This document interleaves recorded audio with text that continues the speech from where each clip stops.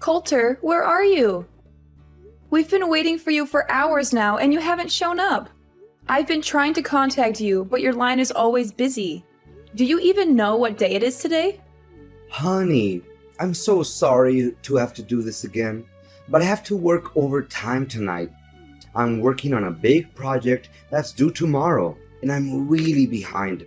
I'll try to be home as soon as I can, but I can't make any promises. You guys just have dinner without me, okay? What? Not again? Do you even care that today is Avery's birthday? Everyone is here. My parents, your parents, our relatives, and Avery's friends. They're all asking me where you are and when you're coming home. What am I supposed to tell them now? Avery? Who's Avery? Do I know her? I mean, that name does sound familiar to me, but I can't think of anyone. You must be kidding me. Avery is our daughter. What kind of father are you to forget your own daughter's name? This is not right at all. You should really stop working and start to pay more attention to your own family, in case you still want to be a part of it. Me? No. Of course not. I would never forget our little angel's name. How could you even suggest that? She's one of the most important people in my life. I was just joking with you to make our conversation more lighthearted. I didn't mean to offend you. Today is really her birthday. I'm so excited. In fact, I'm even planning to buy her a gift when I get home. But how old is Ivory again? I just want to make sure I buy the right gift for her, or else it'll be a waste of money, you know? Is this a joke? You don't even know our daughter's age? Don't even think for a minute this is funny, Coulter.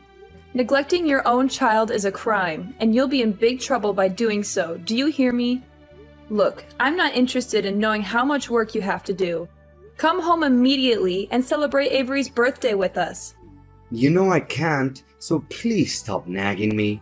I've been having an aching migraine all day, and my back is killing me.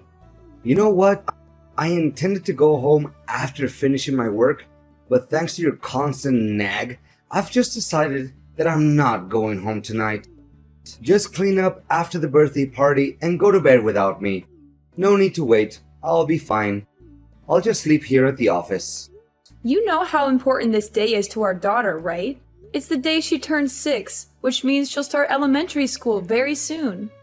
How could you forget about this? I reminded you countless times yesterday. Did you even listen to any of my words, or did they just go in one ear and come out the other? What is this? No need for so many lectures. It's just that I was so caught up with the demand of my work that I can't even think straight anymore. I do feel bad about not being able to make it to Avery's birthday party, but what can I do? Who's gonna help me finish my job assignments? No more work. Stop acting like it's the end of the world if you stop working overtime for one day and go home to your daughter's birthday party. Just have a word with your boss. I'm sure he'll understand if you explain the situation to him. If you're not comfortable talking to him yourself, I can do it for you. No, don't do that. My boss is on his vacation with his family, so we shouldn't disturb him. You know my boss, he's always full of himself and so antipathetic to everyone around him. There's no way he would let me go home without finishing the project just because of my daughter's birthday. If you talk to him, it will only escalate the situation and could even jeopardize my position at work. What's with all these excuses? You're always coming up with some new reason why you can't be there for your family. You're missing out on our daughter's life, and it's not fair to her. You were nowhere to be found when I taught her how to ride a bike. You were too busy with work to teach her how to swim, and you weren't there to congratulate her when she finished kindergarten. What's wrong with you? You're her father, and you've been acting like she doesn't exist. At this rate, I'm afraid she'll grow up not knowing who you are. I know. I'm sorry I couldn't be there for you and Ivory. But all I'm doing is just sacrificing for our family. You see, I'm working my fingers to the bone so that I can provide everything to our family. So you can't blame me for that, can you? Seriously, All I'll ever ask from you is just a little understanding. Or you'd rather see our family die of hunger just so I could spend more time with you guys? Money doesn't just fall from the sky, you know? We have to work in order to earn something. Can't you see that there are more important things in life than work? Your family is one of them, and you're about to lose them if you don't start making some changes. Avery is a little girl right now, and this is the time that she needs her parents the most. She's forming her memories now, and if you're not around, she'll never have the chance to connect with you the way she should. Need I remind you that I'm the one who brings home the bacon, not you? You can't understand the burden of being a breadwinner because you aren't and you never were. It's easy to just laze around in the house, do nothing, and then complain about everything, while I have to go out there and work like a horse. Laze around and do nothing? Excuse me, I am a stay-at-home mom, but I've never been lazy and I always do my best to take care of our family. You asked me to stay home so that you could advance on your career, and now you're blaming me for being a housewife? Well, as if you could prove what I said was wrong. But you were the one who passed the bulk of house managing to me, and now you're complaining that I'm not doing enough? Fine, if you're not happy with the way things are right now, let's switch places. You can stay at home and take care of the chores and Avery. I'll go out there, find a job, and make money for our family. How does that sound? You find a job? Please, spare me the comedy. It's been years since you last worked, and you're not exactly spring chicken anymore. What makes you think you can keep up with the demands of the labor world? What is that attitude of yours? I didn't know that you would think so lowly of me. Did you already forget that I used to work as a restaurant manager before I gave birth to Avery? I'm not afraid to admit that I don't have a perfect academic record, but it won't be a reason to hold me back. I'm confident that I can and I will find a job that's a good fit for me, and I'm willing to put in the hard work to make it happen. Please, just stop with your nonsense. If you don't want me to die from laughing, do you know how much I earn a month? If you know, you wouldn't propose such a ludicrous idea. If I give up my job, it would literally put our family in a financial crisis. Do you want us to starve to death? Seriously, I don't have the slightest clue what's going on in your head right now. And do you think it was fair for me when you told me to quit my job to take care of our daughter?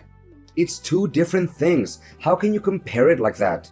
I'm a man, and men are supposed to work. Women are supposed to stay at home and do trivial things like housework. That's just the way it is. And what are the trivial things that you're talking about? Let me ask you this. Would you be able to sleep with an empty stomach if I didn't cook for you every day? Would you be able to tolerate wearing the same clothes day in and day out if I didn't do your laundry? And would you be able to live in a dumpster if I didn't clean the house every day? The answer is no, you would not. And don't even dream of suggesting that spending time with our daughter is a trivial thing. I will be really furious if you say that. What is your problem? I haven't done anything to deserve this interrogation. How dare you talk to me like this? Are you seriously using this tone with your husband? It's unacceptable. Say sorry to me now. I don't see anything wrong with what I just said, so I don't have to apologize for it. Look, I don't have time to chit-chat with you anymore because you clearly took the wrong medicine today. I'm warning you, don't even think about bringing up that stupid idea of role changing again. If I hear you even mentioning it, I'll make sure you regret it. Do you understand? Now I have work to do. Remember to prepare me a nice breakfast when I get home tomorrow.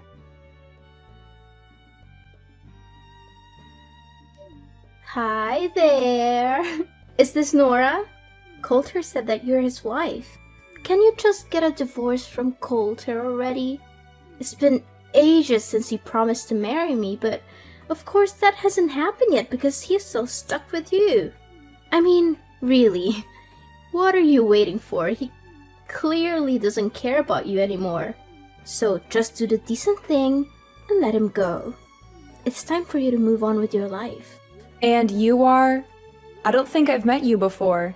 I'm Violet, Coulter's one and only girlfriend, and soon to be his wife. You know what? He's always on about how old and ugly you are.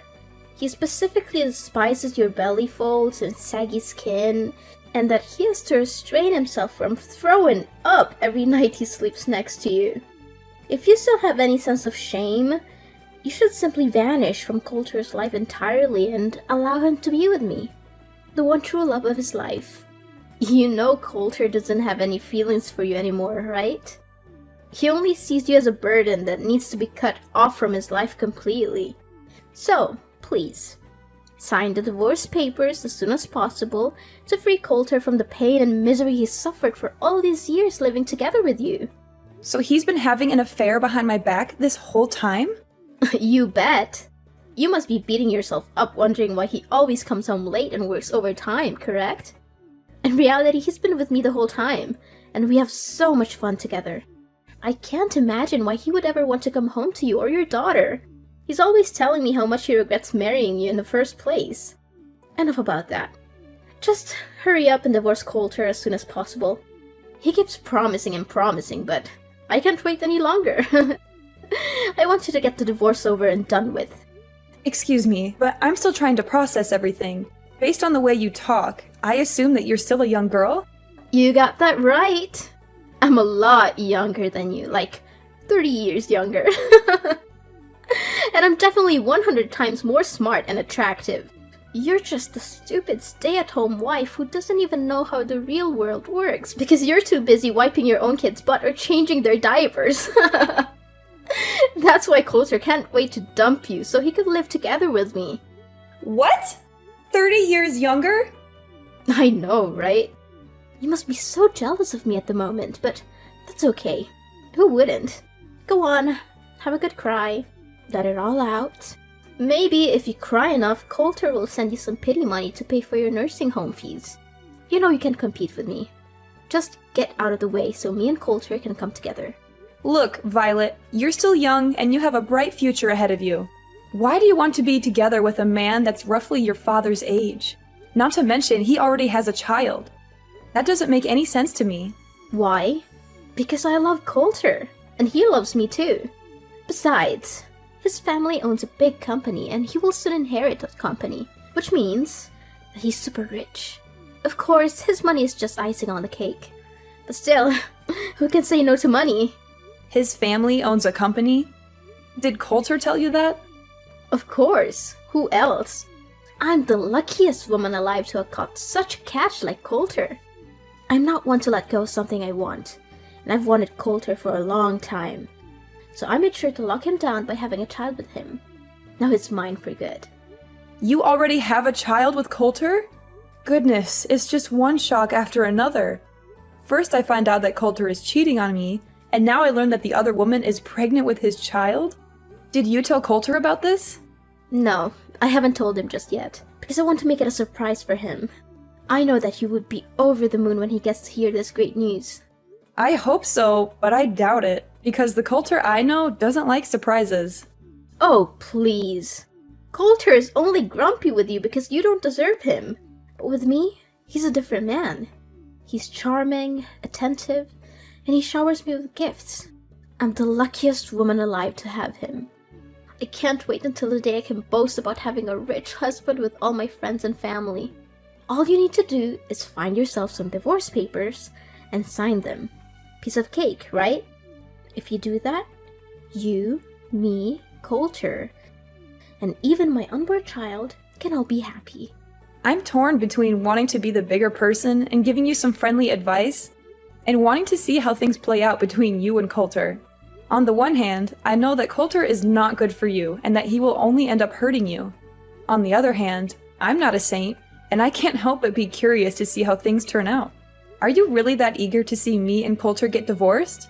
Fine, then you'll have to help me with something so that the divorce will go much quicker. What? I don't take orders from strangers, especially when in this case it's my future husband's ex-wife. But okay, I'll do as you say, for my future and my child. Coulter, where are you? Coulter! You again? Why do you always keep disturbing me?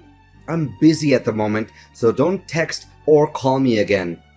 What are you busy with? Our daughter, Avery. What's wrong with her? Gosh, I'm tired of you talking about Ivory all the time. It's getting on my nerves. I'm sick of even hearing her name. You know what? Don't ever expect me to do anything for you, your daughter, or our family again. What? What are you saying, Coulter? You heard me loud and clear. From now on, we're officially done. No more husband and wife. No more nagging at me with spending more time and bonding with Ivory or anything of that nature ever again. It makes me sick, and I don't want to hear any of it. We're done? What do you mean by that? Goodness, why do I always have to lay everything out on the table for you?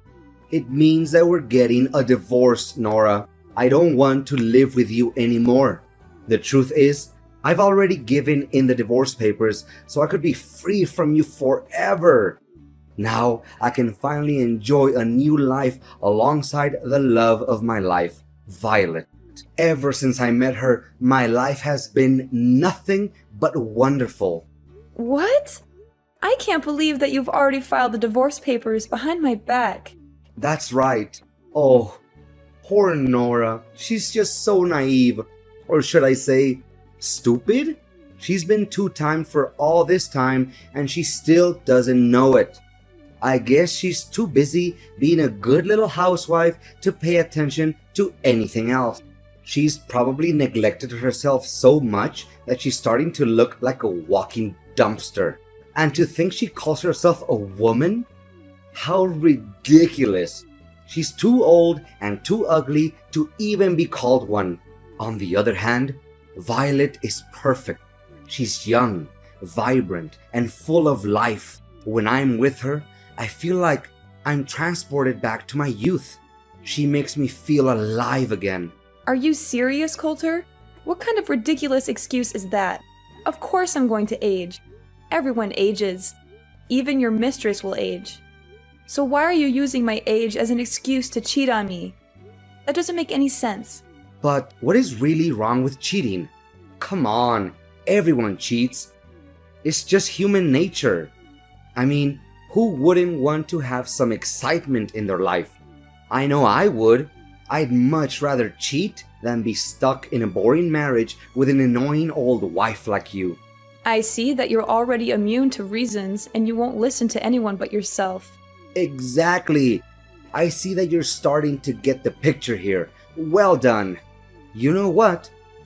I'm with Violet at the moment. She's sitting right next to me, laughing at your stupidity. Oh, poor Nora. Always so full of herself. She must be exhausted from carrying around all that ego. I mean, who else could be so narcissistic that they think the entire universe revolves around them? But guess what? She's just a sad, ignorant woman who's past her prime and has the charisma of a wet towel. Coulter, you are utterly intolerable. Your daughter was rushed to the emergency room, and you're here enjoying your alone time with your mistress? Avery was rushed to the emergency room? What happened to her? Our daughter accidentally ate some food that her friend gave her, which contained peanut ingredients. She's allergic to peanuts, and her symptoms started emerging. Luckily, she was brought to the hospital on time and is now resting in her room. I've been trying to contact you this whole time, but you weren't answering. Our daughter is allergic to peanuts? I didn't know that. What do you know? You never cared about her, did you? You hit the nail right on my head. It's true that I stopped caring about you or our family a long time ago. In fact, family life has become some kind of a burden on me, and I can't wait to get out of it for good. You know what? You and our daughter are nothing but a pain in my neck, and I can't wait to get rid of both of you. In fact, I never want to have any more kids in my life. What are they good for other than causing one trouble time after time? So we're just some kind of a burden to you? That's right. One more thing. You and your daughter are no longer welcome in my house anymore. So you need to gather your belongings and get out of my house as soon as possible. Or else you'll find them in the trash. What? Now you're even kicking us out of the house? You heard me correct. Surprise! Oh, I'm sure Ivory will be a handful. She's such a puny little thing. I don't know how you'll ever manage. But hey, good luck. I'm sure you'll need it. So, this is who you really are, Coulter. A selfish little boy who is unable to take on the role of a father figure. You're the one who's willing to cast your family aside for a little temporary pleasure. Well, let me tell you something. Actions always have consequences. And people like you will never have a happy ending in life. I will make sure that your newfound happiness alongside your mistress is short-lived. You think you can just abandon your family and get away with it? You are wrong. I will make sure that you pay for what you have done. Nora, we need to talk immediately. I don't know what just happened. Everything was crazy at my house. Oh, hey Coulter, what's up? Just kidding, I think I kinda know what happened to you. Why, all of a sudden, my parents showed up here at my house and demanded me to leave? This doesn't make any sense at all. Why not? You're living at your parents' house, so of course they can reclaim it from you. What's so difficult to understand about it? My parents even gave me and Violet a heavy dressing down for cheating on you. I don't understand. They're my parents. They should take my side, not yours.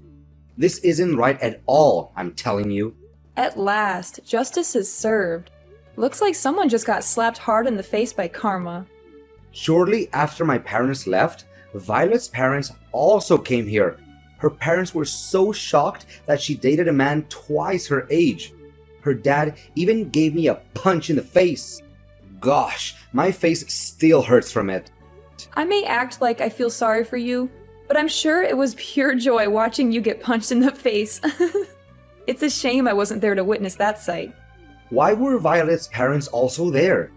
Did you snitch us out, you witch? I kinda did. I just don't want to see you ruin the future of a girl that's half your age. But believe me, the worst has yet to come your way. What do you mean the worst thing? What are you implying? Well, why don't you ask Violet herself? Last time I remember, you told me that you don't want to have any more kids, didn't you? Yeah? So what? Is that any of your business? Sorry to tell you that Violet's already pregnant with your child, so have fun dealing with that. What? She's pregnant? With my child? That's impossible. Why didn't she tell me about this? This is totally unfair. She told me the kid is a way to surprise you and tie you down.